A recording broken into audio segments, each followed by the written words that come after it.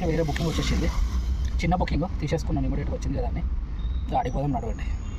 Phone చేయలేదు, distance చూడలేదు, వచ్చింది కదా అని తీసుకున్నాను. యాక్చువల్లీ చిన్న బుకింగ్ లాస్ట్ వరకు చూసిన వేరే ఎవరైనా తీసుకుంటారా అని, ఎవరు తీసుకోలేరు కదా అని చెప్పి మళ్ళీ నేను తీసేసుకున్నా. 2.8 కిలోమీటర్స్ పికప్ ఉన్నది దీనికి.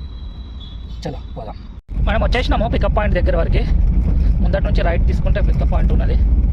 ఇది మన డిస్పోజబుల్ ఐటమ్స్ ఉంటాయి చూసినారా, పేపర్ ప్లేట్లు అవి ఇవి ఉన్నాయంట మెటీరియల్. ఇది మన ఐటమ్స్ ఉత్నాయినా ఏవి ఠీక్.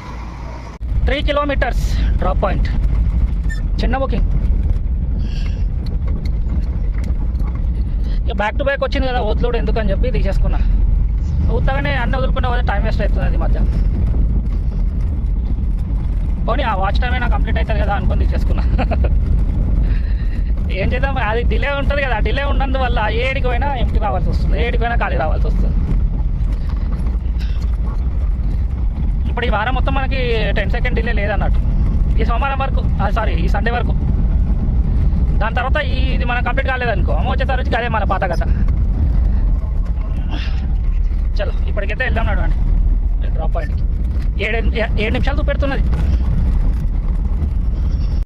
నేను వచ్చేసినాను డ్రాప్ పాయింట్కి.